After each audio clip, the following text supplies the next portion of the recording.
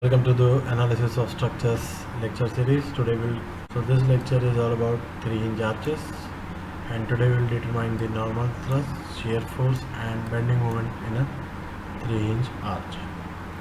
So some of the terminologies that are commonly related to arches are springing. So springing is nothing but the supporting structure. So this is the springing of a arch. So these are the springing. So crown is the highest point. So the highest point on an arch is called the crown, and soffit is this curvature, under curvature of the arch is called soffit. Rise is the vertical distance from the support to the topmost point or the crown of the, and span is support to support distance. This is a 2-hinge arch, this is a 3-hinge arch, and this is fixed arch. So difference between 2-hinge and 3-hinge arch.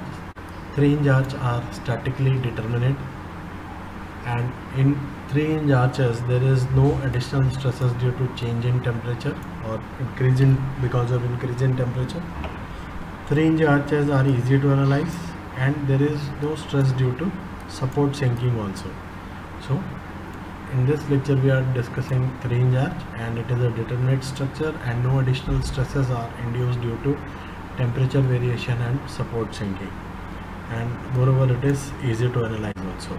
Before we take up this numerical, we will quickly see a video by Mr. Structures available in YouTube, and you will appreciate the explanation using animation. The loads applied to a beam cause stress in the member. For convenience, we often represent the state of internal stress in beams using shear force and bending moment. For beams with a relatively long span, bending moment could become excessively large, requiring the use of even a deeper cross-section. In such a situation, it may be desirable to curve the beam, forming an arch. This configuration results in a significant reduction in bending moment, but at the expense of putting the member in compression. We can classify arches based on their boundary conditions. An arch could be fixed at both ends with no hinges present. We can have an arch with a hinge at its crown. And there are 2-hinged and 3-hinged arches.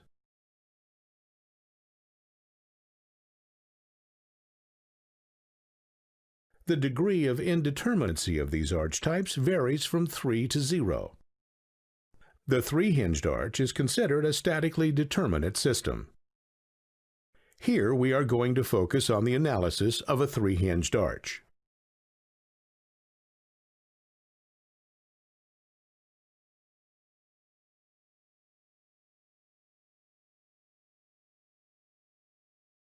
Here are the relevant dimensions of the structure. In this scenario, moving loads are transmitted from the bridge deck to the supporting arch through 4 vertical posts. At any point in time, 1 or more posts may be involved in transferring the loads to the supporting substructure. For example, when 2 vehicles are on the bridge at the same time and they are positioned this way, then their loads are exerted on the arch at these 2 points. In order to analyze such a structure, we need to be able to define its shape using a mathematical function, often either as a circle or as a parabola.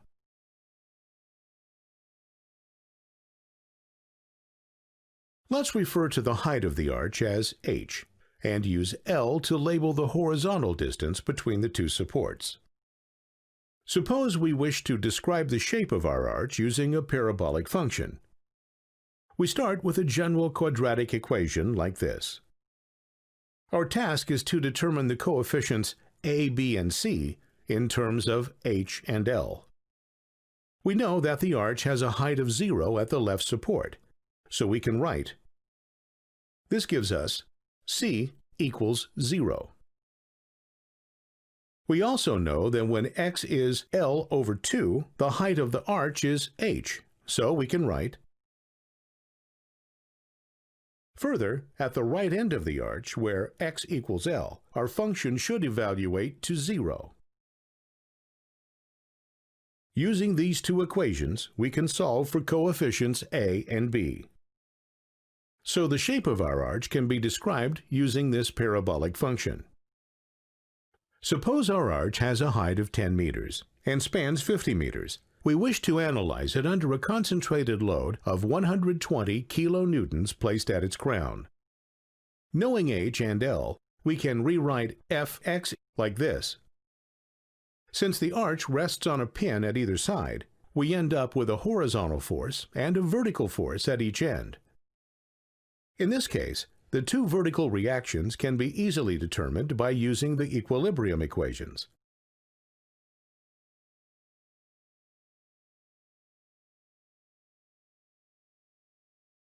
To determine the horizontal reactions, let's separate the left and the right halves of the arch like this. Since bending moment at a hinge is 0, we end up with only two unknown forces at each cut point. Further, due to symmetry, we have the identical forces at the right and left cuts.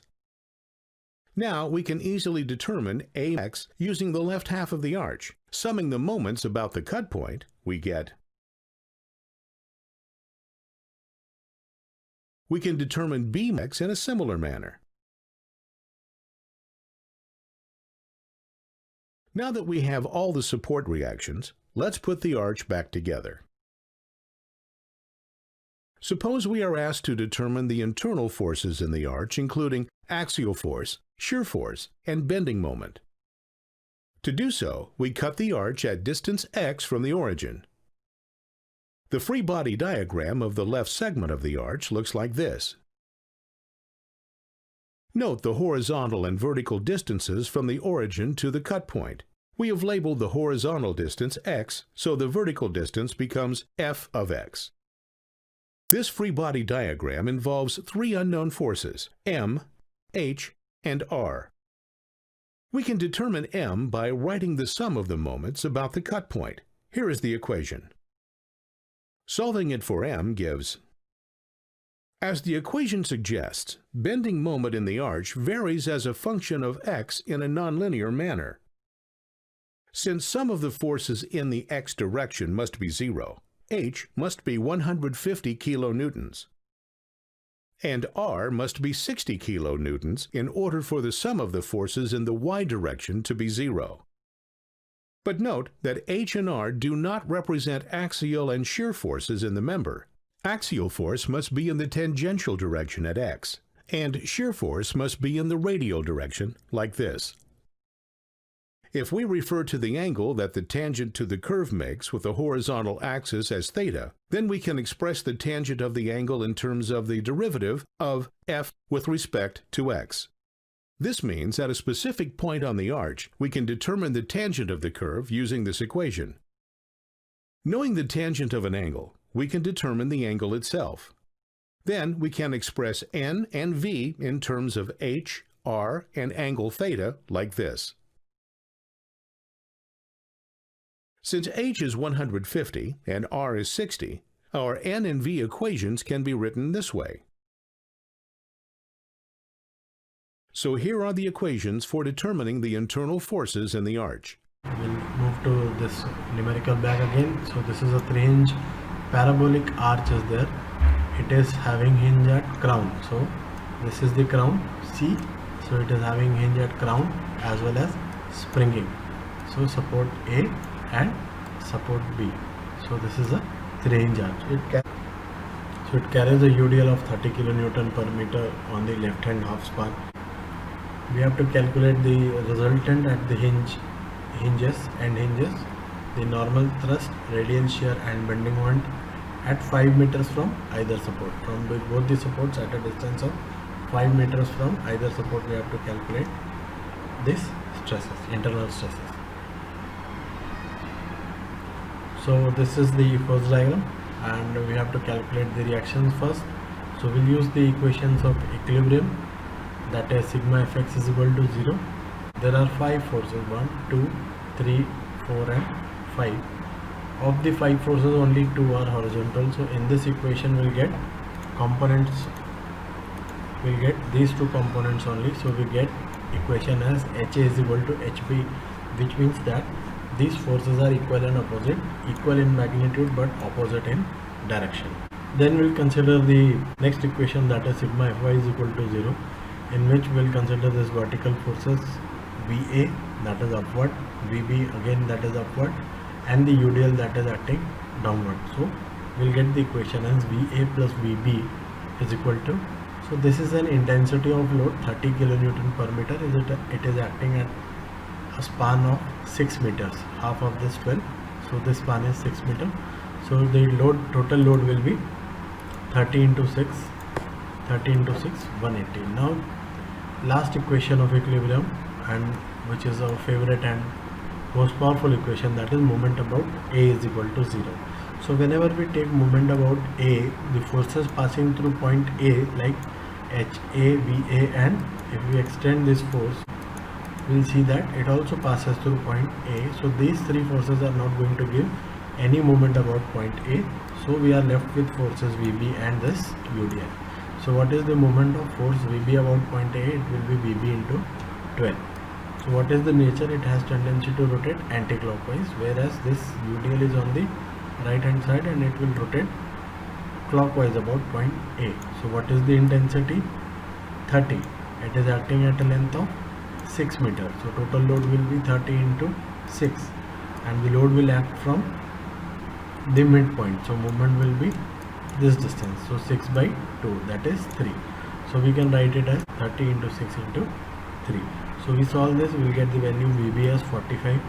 Then we substitute VB value in this equation, we get the value of VA as 135. So we have used all the three equations, still we cannot calculate the value of H. So this is what we mean by 1 degree indeterminate, statically indeterminate structure. We have used all the three equations of equilibrium, but still we cannot calculate the values of reaction. But luckily in case of 3 hinge arch, we have an additional equation in the form of internal hinge at joint C. So 3 hinge arch is a determinate structure, and we will use the concept that about internal hinge bending moment is 0. So this is an additional equation which will help to find the redundant reaction HA or HB. So what we do, consider the structure, and we see that on the right hand side of the arch there are 2 reactive forces, whereas on the left hand side of the arch there are 3 forces, UDL plus 2 reactive forces. So these are the reactions at the hinge, which is equal and opposite. So what we do, we decide that we will use this equation, that is bending moment at internal hinge is equal to 0, and we should consider the right hand portion, right hand section, equilibrium of the right hand side. So what we find, when we take moment about internal hinge, these 2 forces are not going to give any bending moment. So we are left with 2 forces VB and HB. So what is the distance between the force VB and point C? So this distance is going to be 6. So point C, distance between point C and B is 6, whereas perpendicular distance between horizontal force HB and this will be 1.5. So we get this equation, and mind you that we are using the sign convention as sagging positive. So whenever we are using bending moment, we should consider sagging hogging, and whenever we are taking moment about any point, we should take anti-clockwise and clockwise. So solving this, we will get the value as HB is equal to 180 kN. So now all the reactions are calculated. So we know that HA is equal to 180 and VA is equal to 135, and resultant R is equal to under root fx square plus fy square.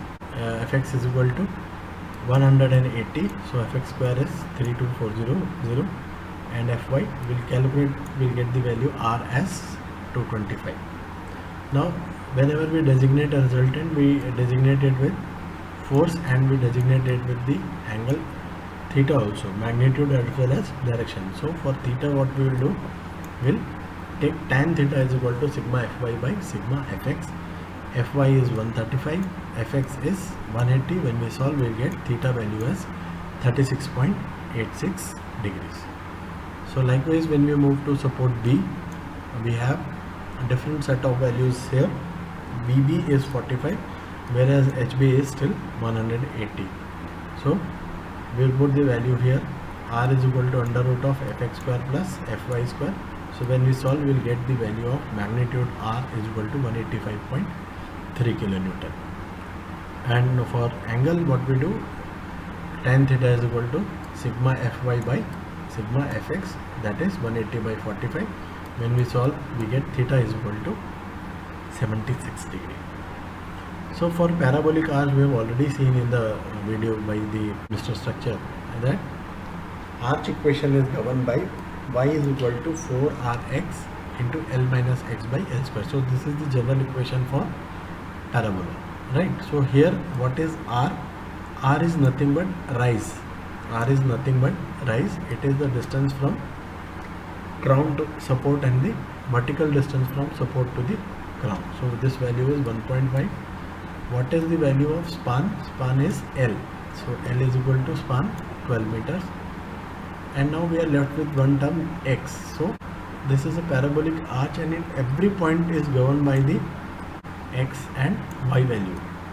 So corresponding to this x value, there will be another set of value y2. So how will we get it? Simply in this equation we will put the value of x. For that particular value of x, we will get the value of y. So x is the distance measured from the support. And how we calculate the slope of this arch? Simply differentiate this. Y is equal to 4rx lx upon L square. So differentiate it, dy by dx. So 4r upon L square is a constant, it will come out. So the differentiation we have to do is Lx minus x square. We simply multiplied this x with L minus x. So we will get this. When we differentiate Lx minus x square, we get L minus 2x multiplied by 4r upon L square. So from this we will get the value of theta, and from this we will substitute the section, and it has to be measured from the support, and corresponding value of y we will get from this equation. Now here in this case we have to find the first thing we have to find as horizontal thrust H. So horizontal thrust H is nothing but a horizontal reaction HA HB.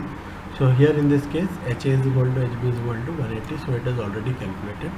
Now we have to calculate normal thrust and radial shear at a distance 5 from the either support.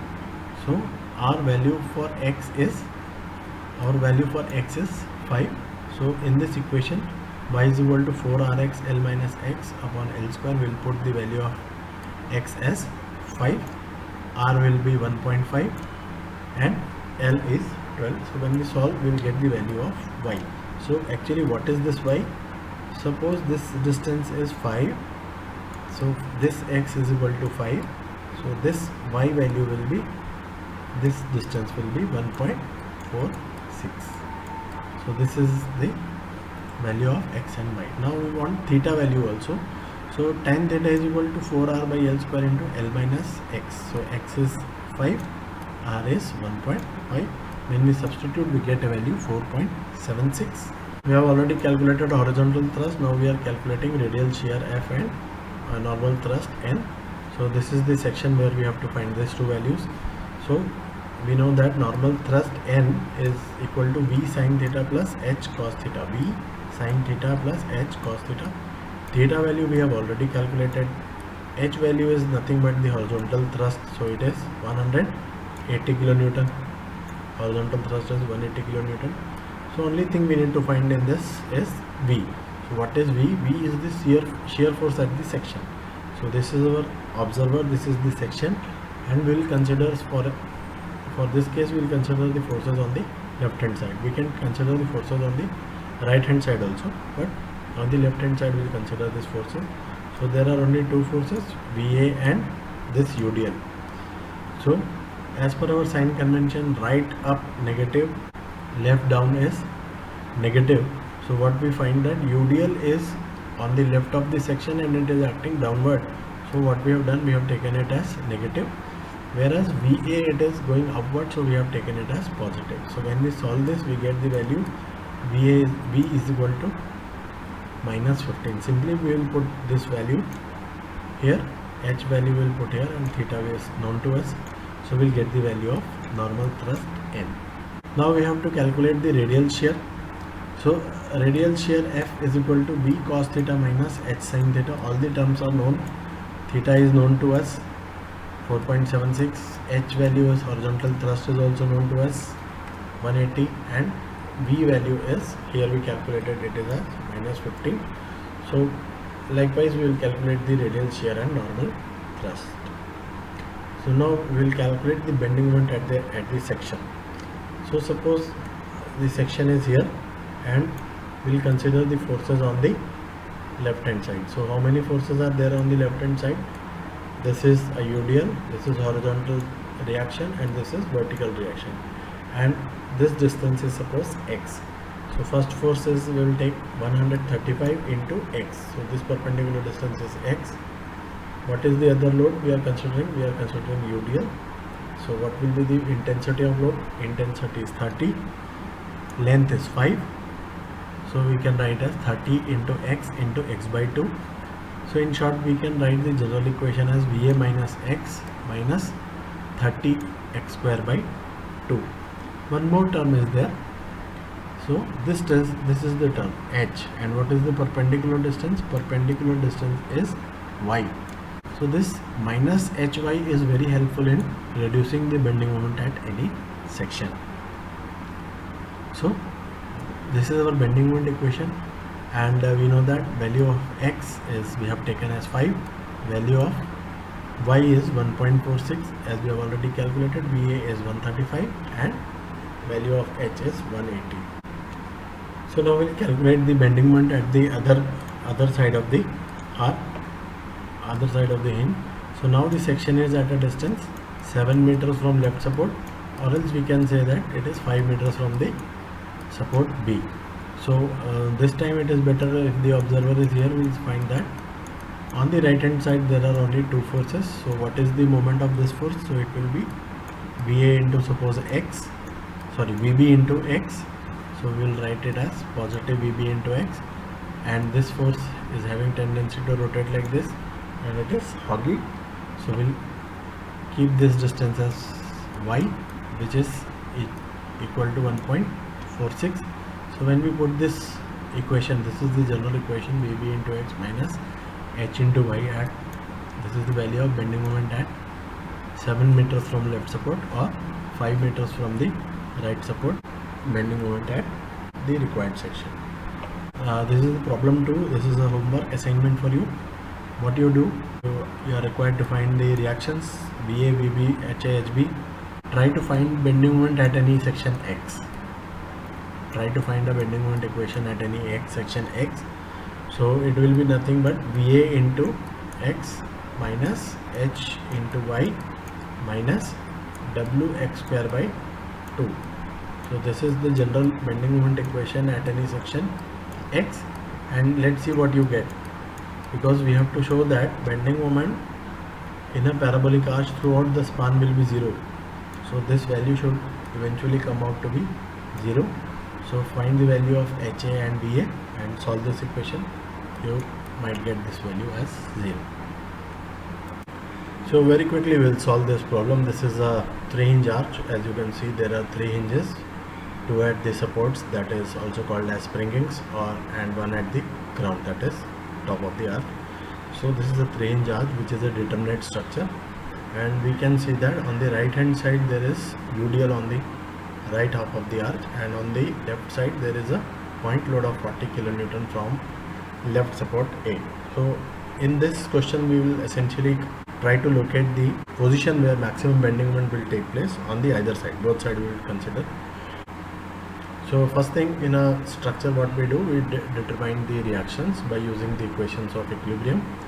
So the first equation of equilibrium is sigma fx, and you can see that there are only two horizontal forces, HA and HB. Since A and B are the hinge joints, so they will be having two reactions. So from sigma fx we get that HA is equal to HB. Then summation of vertical forces, so we can write as VA plus VB, both are upward, is equal to the downward forces. So downward force is 40 kN and the other one is UDL of intensity 10 kN per meter. So it is acting at a length of 20 meters, so we can write the total load as 10 into 20, that is 200 kilonewton. So total loads, total vertical load VA plus VB is 240. In this case, it is better that we take moment about point B, because this UDL is continuous and is near to the support B. So moment equation will be easier to form. So what is the perpendicular distance of A from B? It is 40. And the forces that are passing through point B, like HB, VB and this HA, when extended, it will pass through the point B. So these three forces will not give the moment. So we are left with VA into perpendicular distance is 40, followed by 40, and this distance is, this is 10, total length is 40, so this is 30. So 40 into 30, and this is the UDL. So intensity into length, so length is 20, and the load will act from the center. So this distance will be 20 by 2.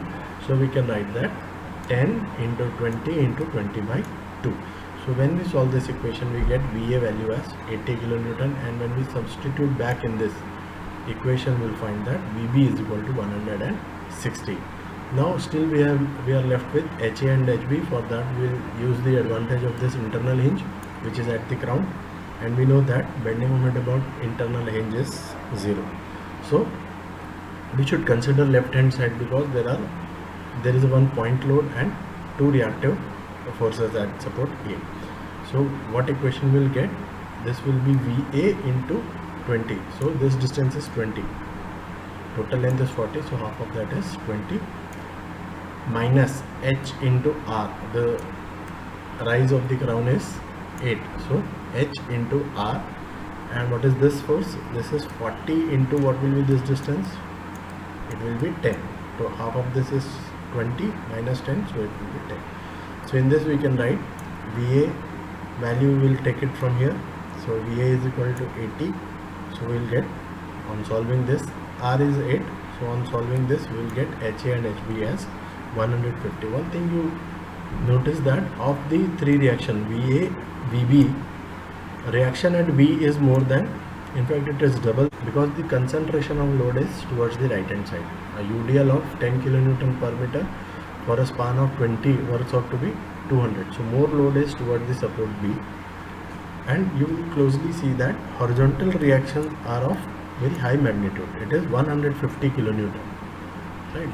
Since the total load acting is 240, and we see that horizontal reaction due to this load is 150, and this is an advantage for us, because this value, horizontal reaction H, when multiplied with the value of Y, helps in reducing the bending moment. We'll see this. So now what we do, we'll try to take bending moment on the left hand side. So suppose I take section here. So what will be the equation? It will be VA into X, and this will be minus H into Y. And suppose if I take section here, what I find is it will be VA into X minus H into Y and minus 40 into some distance here. So it is always advantageous that we are standing far away from the support, so that this VA into X is going to be large and HA into Y should be minimum, so as to find the maximum value of bending moment. In case of point load, we will find that maximum bending moment will be at the load itself, under the load itself. So we will keep our observer here and we will concentrate on the load on the left hand side. So what are the three forces? First force is suppose HA, second is VA, and no more forces, because this point load is at this section only. So what I have done, I tried to form a general equation at somewhere here.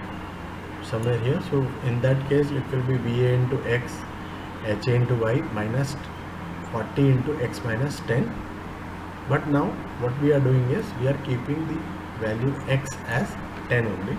So we are left with only two forces, HA and VA.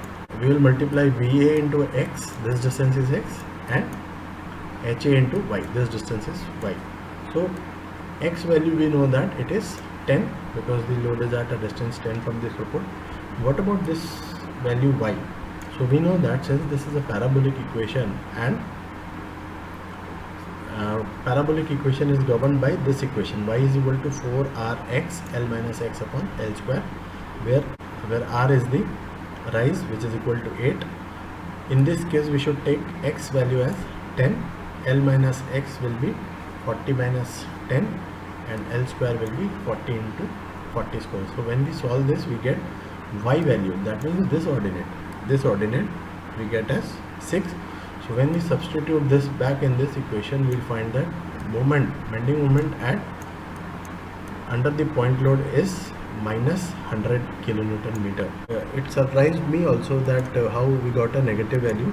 So when we find that HA value, which is negative. See here, HA is negative because it is hogging, and the magnitude is 150, whereas magnitude of VA was just 80. So we got a negative value. So no need to be surprised. Now we'll try to find maximum bending moment between the UDL. Somewhere it will be at the mid span of this UDL, there will be the maximum bending moment. So what we do, we'll ask our observer to stand here at a distance x, and we will consider left side or right side. Yeah, we should take the right hand side. So we are left with this only. So there are three forces: VB, magnitude is 180, HB, magnitude is 150, and this part of UDL 10. And suppose this distance is x, and this height will be corresponding to this value of x. Some y value will get by putting the value in equation. So what will be the bending moment equation? It will be VB into x minus this UDL. What is the intensity? It is 10 into x by 2. So in short, we can write as minus 10x square by 2, and minus HB into y. Why this force UDL and HB we are taking as minus? Because these two forces are hogging. This value y we can get by putting this value: y is equal to 4rx L minus x by L square. But we don't know exact value of x where the maximum bending moment will take place. So what we have to do, we have to apply the condition for maxima and differentiate this equation, the general bending moment equation mx with respect to x, because we are interested to find the value of x. So we should differentiate the expression with respect to the desired quantity, and we'll equate it to 0, then we'll get a value of x. So in this equation, what we do, we'll put the value of y, this value of y in this equation. So we'll get terms like this: this is VB into x minus 10x square by 2, and this is essentially expression for y only. So when we substitute and then differentiate it, we get the value x is equal to, we substitute the value, we'll get the value x is equal to 10. So this value x is from the right hand support. We got this value when solve this equation, we got x is equal to 10. So this distance is from the right hand support. So we have got the maximum location of maximum bending moment. So what will be the magnitude of maximum bending moment? So we'll put x is equal to 10 in this equation. So we'll put the value here. So in place of x, we'll put 10. So when we solve, we get maximum bending moment as 200 kilonewton meter.